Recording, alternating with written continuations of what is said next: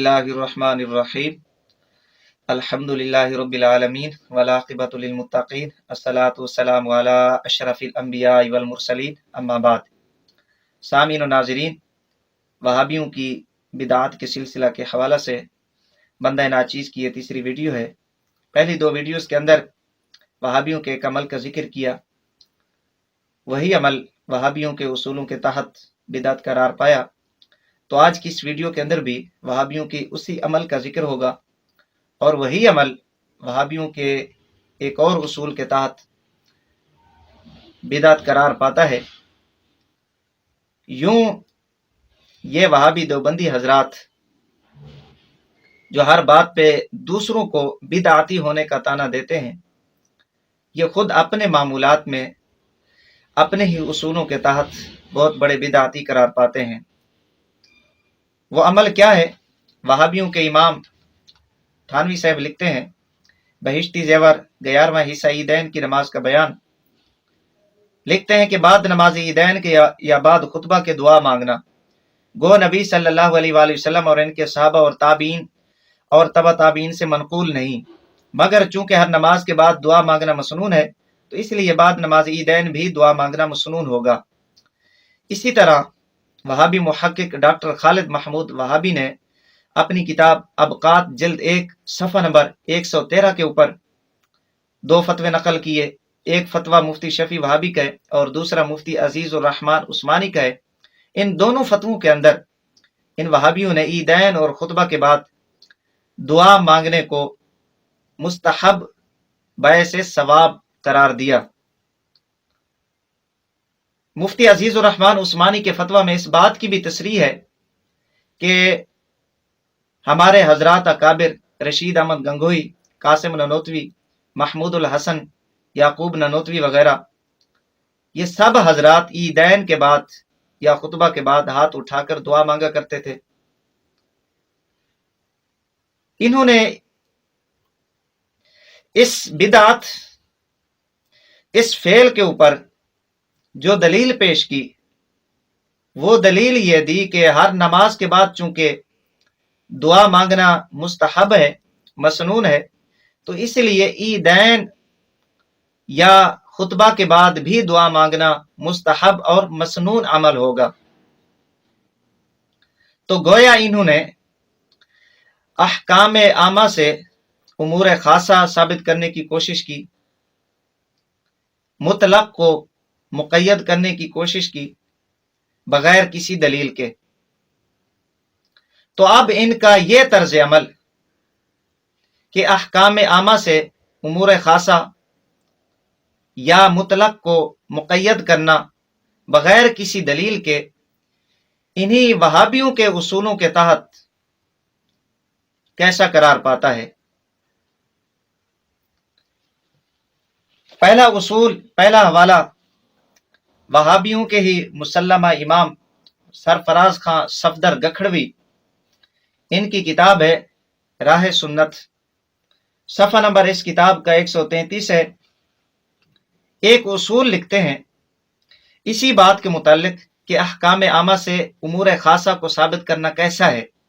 ये ज़रा समात फरमाएं और अंदाज़ा लगाएं कि ये जो दूसरों को बिदआती होने का सर्टिफिकेट देते हैं, ये खुद कितने बड़े बिदआती हैं और इन्होंने शरीयत मुताहरा के साथ किस तरह खिलवाड़ किया। ये उसूल लिखते हैं कि अहकाम आमा से उमूर खासा का इस बात हरगिज सही नहीं, ता वक्त है कि इनकी तखसीस के लिए कोई अलग और मुस्तकिल खास दलील मौजूद न हो, क्योंकि शरीयत की किसी आम दलील को अपनी मर्जी से खास करने का किसी को हक हासिल नहीं। मुतलक को इस तरह मुक़य्यद कर देना और उमूमात को इस तरह से खुसूस के कालम में ढाल देना, यही एहदास फिद्दीन और मनसब तशरी पर दस्त अंदाजी है। मौलवी सरफराज खां सफदर का उसूल ये बता रहा है कि अहकाम आमा से उमूर खासा का इस बात हरगिज सही नहीं। अहकाम आमा क्या है? हुक्म आम क्या है कि हर नमाज के बाद दुआ मांगना। खास क्या है? ईदैन या खुतबा के बाद दुआ मांगना। तो थानवी साहब ने जब देखा कि इनके पास कोई दलील नहीं इस खास अमल की कि ईदैन या खुतबा के बाद दुआ मांगी जाए, तो इन्होंने क्या किया, अपने इस खास अमल को साबित करने के लिए उमूमी दलाइल से काम लिया कि हर नमाज के बाद चूंकि दुआ मांगना मुस्तहब है, तो इसलिए ईदैन और खुतबा के बाद भी दुआ मांगना मुस्तहब होगा।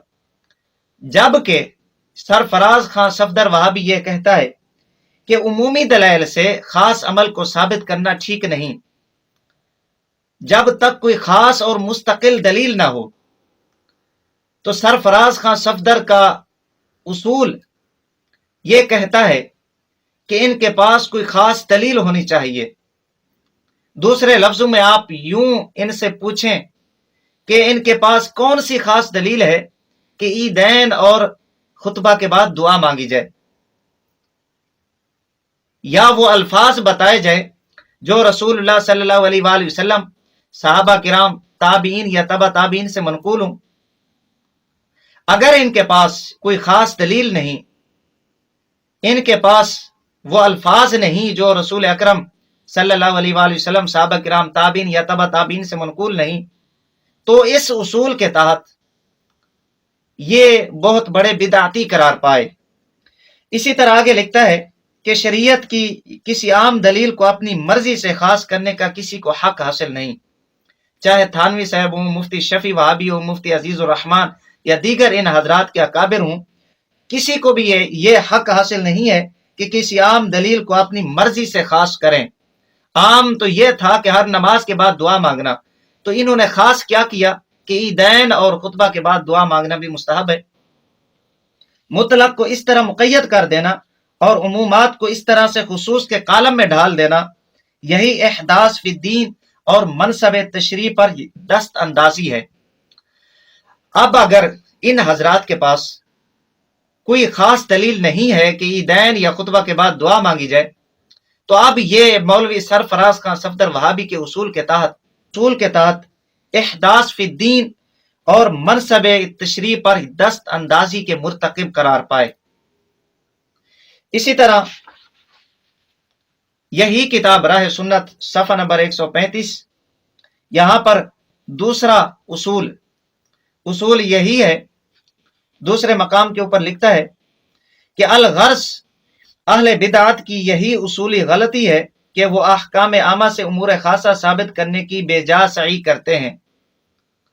यहां पर इन्होंने जो हजरात अहकाम आमा से उमूर खासा साबित करने की बेजा सही करते हैं वो अहले बिदात हैं, और उनकी यह गलती है कि वो अहकाम आमा से, यानी हर नमाज के बाद दुआ मांगना एक आम हुक्म है, इससे खास अमर ईदैन या खुतबा के बाद दुआ मांगने को साबित करने की नाकाम कोशिश करते हैं।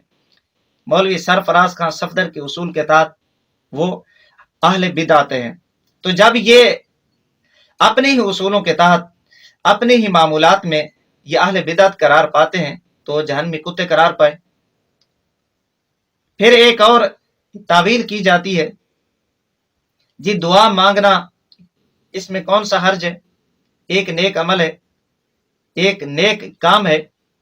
ये बात भी जरा सरफराज खान सफदर की जुबान से सुन लें कि इसने इस तवील का जवाब किस तरह दिया। सफ़ा नंबर 135 ही है, लिखता है कि यही अहले बिदात का वतीरा है कि वो अपनी ख्वाहिश और अकल को हर मकाम पर दखल देते हैं कि इसमें क्या हर्ज है, इसमें क्या गुनाह है और ऐब है, इसमें क्या खराबी है, ये भी जायज है, ये भी मुस्तहब है और कार सवाब है, वगैरह वगैरह।